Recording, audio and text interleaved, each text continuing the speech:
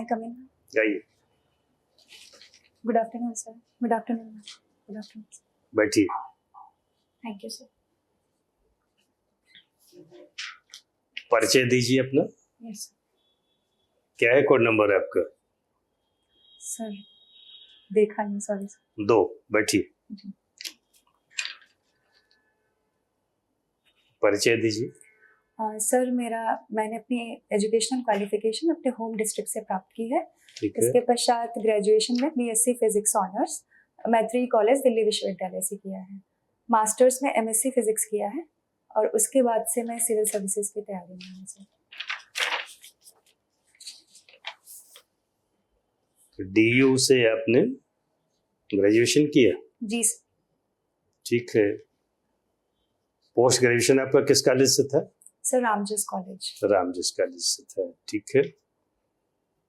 तो आपने फिजिक्स पढ़ा है बहुत ठीक से? जी सर। फिर तो आपको साइंस के फील्ड में ही कुछ एक्सेल करना चाहिए था, साइंटिस्ट वगैरह बनना चाहिए था। सर जी साइंस में या फिर कहीं टीचिंग में आपको जाना चाहिए था। आपने बीएड भी कर रखा है ना? जी सर। तो फिर इधर कैसे शिफ्ट कर गई? सर एकेडमिक बैकग्राउंड तो ठीक है, बट मेरा मास्टर्स के टाइम पर ही मेरे जो सीनियर्स थे वो सिविल सर्विसेज की तैयारी में थे, तो मेरा रुझान इधर हो गया और मुझे लगा कि मैं अपनी कैपेबिलिटीज का बेस्ट यूज इस सेवा में कर सकती हूँ, जिससे मुझे इनर सेटिस्फैक्शन भी रहेगा और मेरी मल्टी डायमेंशनल अप्रोच का यूज भी हो पाएगा। तो मास्टर से पहले क्या गोल था आपका, क्या बनना चाहती थी?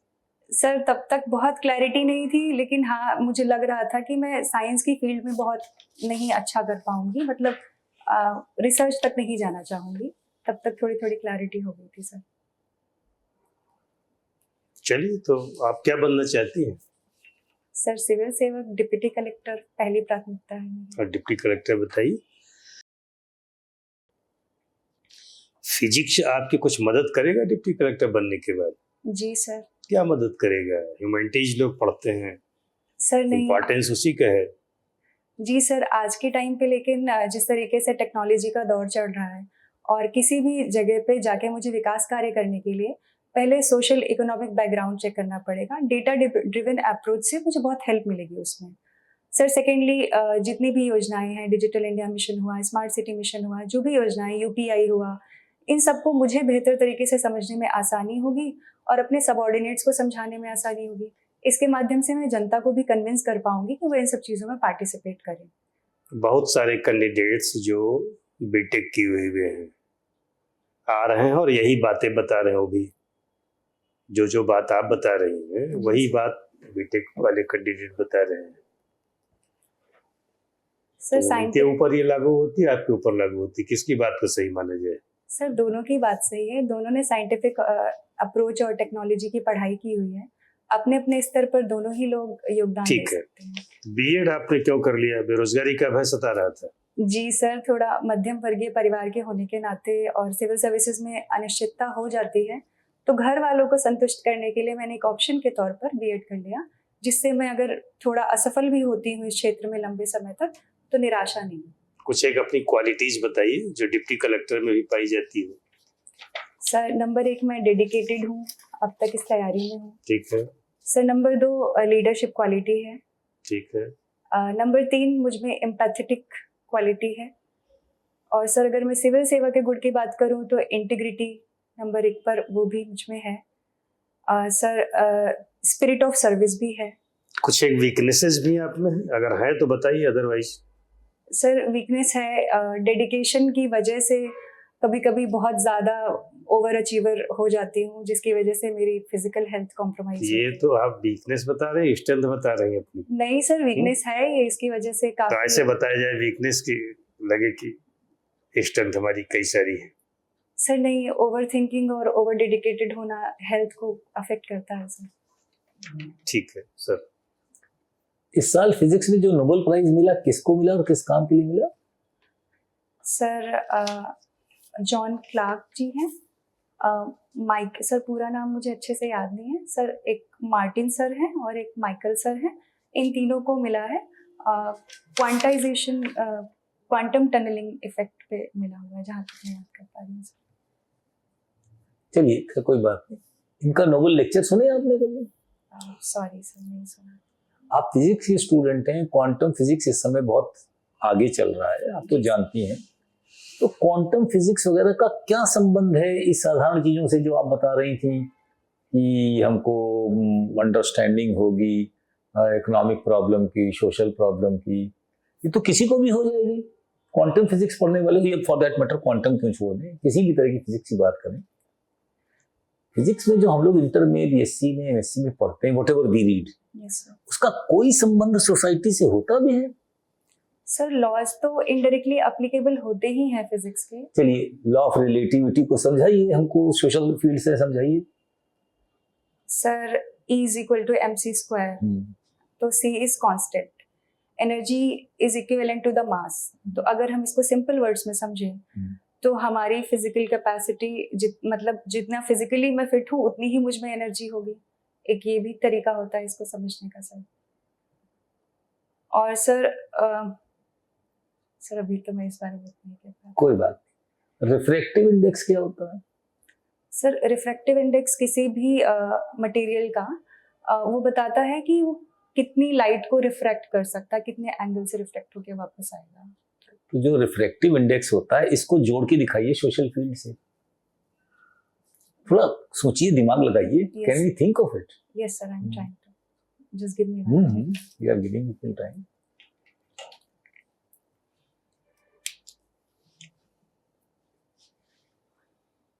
सर एप्लीकेशन तो मुझे पता है। मैं आपसे यही कह रहा हूँ कि हम लोग जनरली, इन्होंने जहां से बात शुरू की वही मैं बात करने की कोशिश कर रहा हूँ। Yes sir. फिजिक्स का हो, केमिस्ट्री का हो, organic chemistry, physical chemistry, inorganic, कोई भी हो, ये कहते हैं बार बार कि हमको प्रॉब्लम की अंडरस्टैंडिंग आसानी से होगी क्योंकि हमारे मेथड साइंटिफिक हैं। Yes sir. है ना? क्या साइंटिफिक मेथड ही सारी चीजें होती हैं? प्रॉब्लम समझने के लिए तो बहुत सारी बातें होती है ना। जैसे आप डिप्टी कलेक्टर जब बनेंगी, यस सर, तो नेचुरली इस फिजिक्स की पढ़ाई का सीधा हमारी जो एनईपी है वही ये बात कहती है, बड़ा क्लियर वर्ड्स में कहती है। इसलिए मैं आपसे दोबारा कह रहा हूँ कि जब आप पढ़िएगा एनईपी को भी पढ़िएगा, क्योंकि आपकी बार एनईपी वगैरह पर बहुत सवाल आते हैं। Yes sir. एनईपी हमसे ये समझाने की कोशिश करती है कि जितनी भी हमारी साइंसेस हैं उनका कहीं ना कहीं सोसाइटी से, कम्युनिटी से, नॉलेज सिस्टम से संबंध होना चाहिए, है ना? There has to be something like that. Yes sir. तो इट्स नॉट दैट फिजिक्स ही अच्छा करेगा, कंप्यूटर अच्छा करेगा, that is entirely different thing. चलिए छोड़ देते हैं। मान लीजिए आप एसडीएम हैं इस समय, कहीं पर आज की डेट में हम लोगों ने आपको एसडीएम बना दिया और आप दिल्ली में है, रामजस कॉलेज में है। तो रामजस कॉलेज की कौन सी विशेषता आपको लगता है कि एसडीएम बनने में मदद करेगी? अपने रामजस कॉलेज के बारे में सोचते हुए बताइए। It's a wonderful college, they speak in English mostly, they don't even speak in Hindi, right? Yes sir. And you are speaking Hindi so well, Yes, thanks to goodness.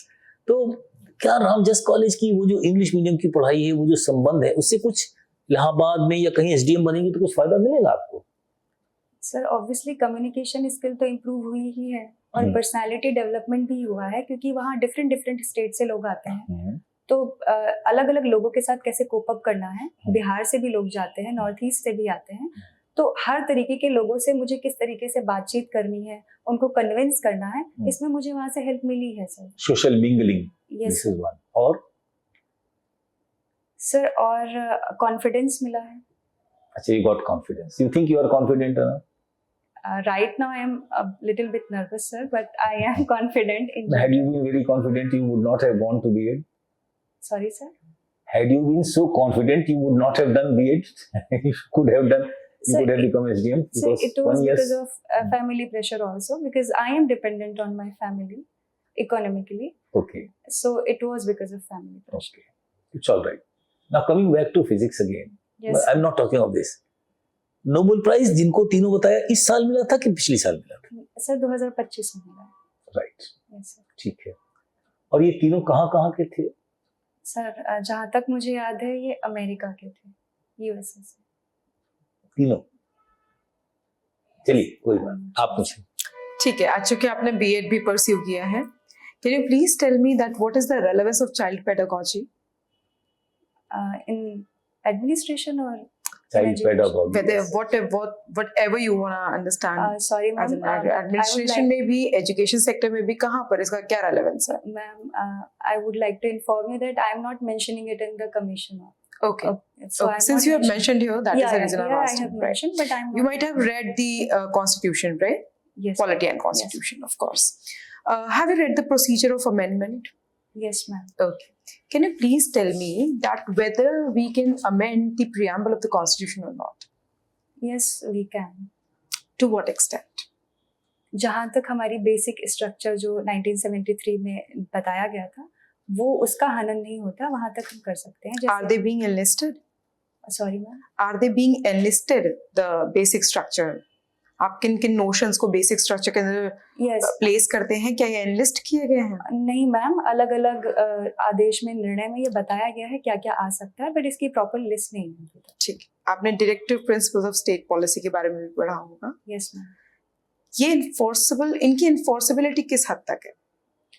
Ma'am, इनको enforceable ऐसे नहीं बनाया गया है, मतलब state के विवेक पे छोड़ा गया है कि आपको लोक कल्याण के लिए बता दी गई हैं चीजें, जब जब आवश्यकता लगे आप उनको बना सकते हैं, उस अनुसार सरकार स्टेप्स लेती है.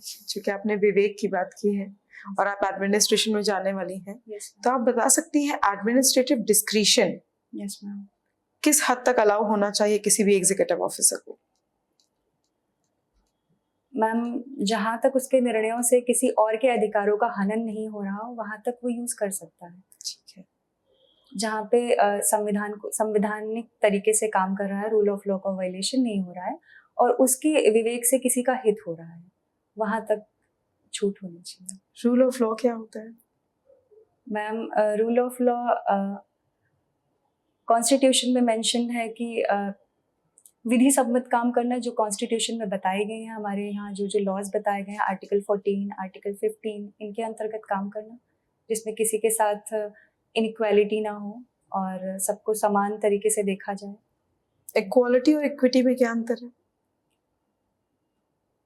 मैम, इक्वालिटी मीन्स सबको समान तरीके से देख. सॉरी मैम, मैं कंफ्यूज नहीं बता पाऊँ. ओके. सर, न्यूज़पेपर कौन सा पढ़ती है? सर, अभी तो मैं दैनिक जागरण और जनसत्ता. अभी तो रेगुलर कौन सा पढ़ती है? सर, दैनिक जागरण. दैनिक जागरण. जी सर. एडिटर कौन है दैनिक जागरण के? Sorry sir. आपका न्यूज़पेपर आपने पढ़ा कि नहीं आज का? जी, ऊपर से लिखा है, मतलब सरसरी निगाह से लिखा है. अच्छा.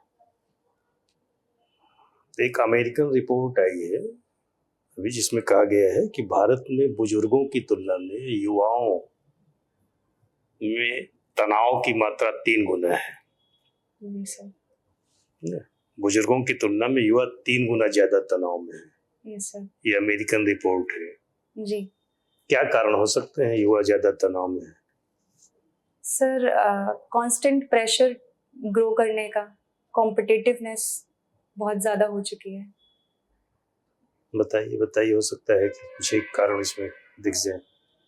सर, और दूसरा सोशल मीडिया एक कारण है कि जिसमें हम अपने सोसाइटी से कट गए हैं, अपने क्लोज रिलेशन से कट गए हैं, कम्प्लीटली हम ठीक है. सोशल मीडिया के वेरिफिकेशन पे डिपेंडेंट हैं, ठीक है. तो इस वजह से भी तनाव होता है. सर, लाइफ स्टाइल कहीं ना कहीं प्रभावित हो गई है, मतलब इंडियंस की ऐसी रही है कि हम नेचर से कनेक्टेड थे, ठीक अब है. एक कमरे में रह गए हैं, अपने गोल्स पे बहुत ज्यादा फोकस है. इस रिपोर्ट पर आपकी नजर पड़ी है क्या? सर, अभी तो नहीं पड़ी. Sorry sir. ठीक है. एक और खबर आई है अखबारों में, एच हेलीकॉप्टर यस सर. जानती हैं? Light H combat. हेलीकॉप्टर ये HAL ने बनाया है. जी, लाइट कॉम्बैट हेलीकॉप्टर. हाँ. Yes sir. किस लिए ये चर्चा में आया ये जानना चाह रहे हैं. सर, पूरी तरह से याद नहीं. Sorry sir. प्रेसिडेंट कौन है हमारी? श्रीमती द्रौपदी मुर्मू जी. हाँ, तो पता चला कि ये जो है 25 मिनट का उड़ान भरी है इसमें. जी सर. सर, शायद ही फ्रांस के सहयोग से हमने बनाया हुआ है, जो पर्वतीय क्षेत्रों में भी, माउंट एवरेस्ट के दुर्गम क्षेत्रों में भी इन्होंने उड़ान क्यों भरा? उड़ान. क्या पर्पज है? Sir, testing purpose.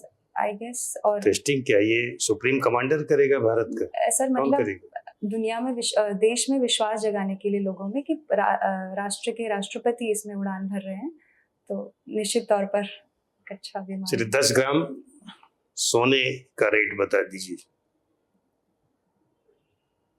Okay sir, let me guess. Sorry sir. और 1 किलोग्राम चांदी के? सॉरी सर, मैंने देखे नहीं रेट्स। मुख्यमंत्री जी सिंगापुर और जापान की यात्रा से लौट करके आए हैं, जी क्या लेकर के आए? सर, इन्वेस्टमेंट के लिए समझौते करके आए हैं, नई नई टेक्नोलॉजीज देखी हैं। सिंगापुर से कितना इन्वेस्टमेंट का प्रपोजल मिला? सर अमाउंट तो ध्यान नहीं है मुझे, इतना पता है कि टेक्नोलॉजी में, एनर्जी सेक्टर में और इंफ्रास्ट्रक्चर के सेक्टर में जापान का भी नहीं पता होगा? सर अमाउंट नहीं पता सर। ठीक है, शुभकामना, थैंक यू जा सकती है।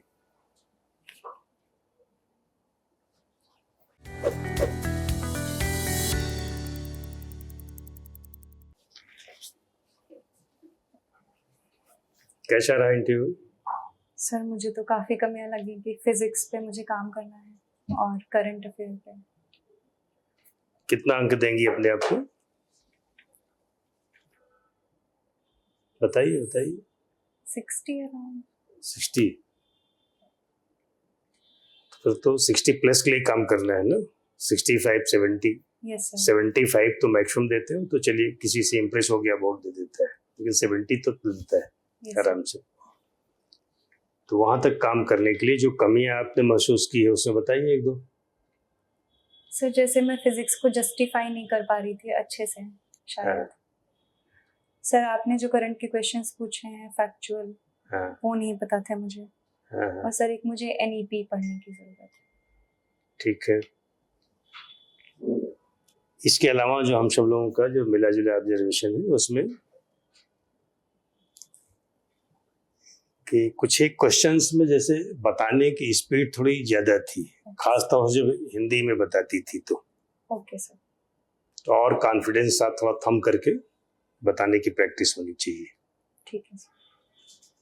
क्वेश्चंस को पूरा सुन लीजिए फिर उत्तर दीजिए, 30 सेकंड का पॉज लेकर के। जिसका आंसर न पता हो उसमें सपाट सारी बोलिए, ओके सर। उसमें कुछ बहुत गेस करने की जरूरत नहीं है। सारे प्रश्नों को टेकअप किया जाए ये जरूरी नहीं है ना। और न्यूज़पेपर जैसे पढ़ती हैं तो एक तो एडिटर वगैरह पता होना चाहिए। Yes sir. और मीडियम आपका इंग्लिश है? सर हिंदी है। हिंदी मीडियम है? Yes sir. पढ़ाई लिखाई तो? सर एक्चुअली मैंने अपनी स्कूली एजुकेशन विद्या भारती की स्कूल से हिंदी मीडियम में ठीक है। की थी, तो जब वहाँ गई मैं तो सब्जेक्ट जो कि इंग्लिश में था इसलिए मैंने इंग्लिश में सीख लिया, बट मैंने यूपीएससी की तैयारी की थी। नहीं, फ्लुएंसी कैसी है इंग्लिश में? सर ठीक ठाक ही है, जैसे इंग्लिश इज मैंने बेटर। ठीक ठाक है ना। यस। फिर वहाँ अगर कोई मेंबर आपसे अंग्रेजी में सवाल पूछते हैं तो आप अंग्रेजी में जवाब दीजिए। Okay sir. हिंदी में पूछते हैं तो हिंदी में जवाब दीजिए। और कहीं अगर आपको मौका मिलता है, यस सर। मान लीजिए सब लोग हिंदी में ही बात करते हैं, कहीं मौका मिलता है तो ये 1-2 सेंटेंस आप बोल दीजिए अंग्रेजी में, तो बोर्ड मेंबर को पता चल जाएगा, उसमें कोई कॉम्पिटेंट होगा तो अंग्रेजी में आपसे बातचीत करेगा। यस। तो शायद और कायदे से आप प्रभावित कर पाएंगी ओके सर। उसको। लेकिन ठीक है, कोई हिंदी में बात करता है तो आप हिंदी में बात करिए उससे। ठीक है सर। इन बिंदुओं पर ध्यान दीजिए। और अभिवादन का तो हम वही बताते हैं कि आपको एक बार में पूरे बोर्ड को करना है, अलग अलग नहीं करना है। Okay sir. 4 लोग बैठे रहेंगे तो good afternoon sir, good afternoon sir, good afternoon sir, good afternoon madam, ये थोड़ा लगता है रोबोटिक और जरूरत से ज्यादा। Okay sir. एक बार में पूरे बोर्ड को, और कोई लेडी मेंबर तो उनको अलग से कर लीजिए। Okay sir. बाकी थैंक यू बोल करके बैठिए, कहा जाए तो आपने किया है, ठीक है। जब समाप्त हो जाए इंटरव्यू और कहा जाए जाने के लिए, फिर थैंक यू बोलिए, और केवल खुद सुनने के लिए नहीं, ऐसा बोलिए सब लोग सुने। और कॉन्फिडेंस आपके पास रहना चाहिए उस समय उतना ही जितना आप लेकर के आई थी।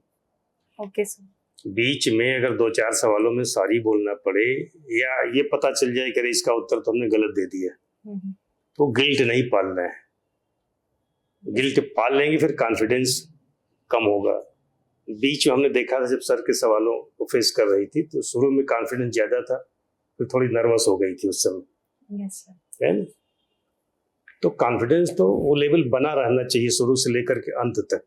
Okay sir. आई कांटेक्ट को लेकर के थोड़ा ये था कि सर से बातचीत हो रही है यस तो सर। सर की तरफ देखिए, एक आध बार अन्य सदस्यों की तरफ भी। हालांकि कुछ लोग ये बताते हैं जिससे बातचीत हो केवल उसी की तरफ देखिए, तो ऐसा नहीं कर रहे हैं। Okay sir. बाकी लोग भी आपको सुन रहे हैं तो उनको ही मालूम किए रहिए ना, एक आध बार नजर डाल करके। ठीक है सर। बाकी न्यूज़पेपर पढ़िए, और अगर अंग्रेजी वाले न्यूज़पेपर पढ़ने में कंफर्ट है तो उसको पढ़िए, उसमें बहुत ठीक से करीने से चीजें दी गई रहती हैं। पढ़ करके एक समझ विकसित करिए, टू द पॉइंट आंसर देने का।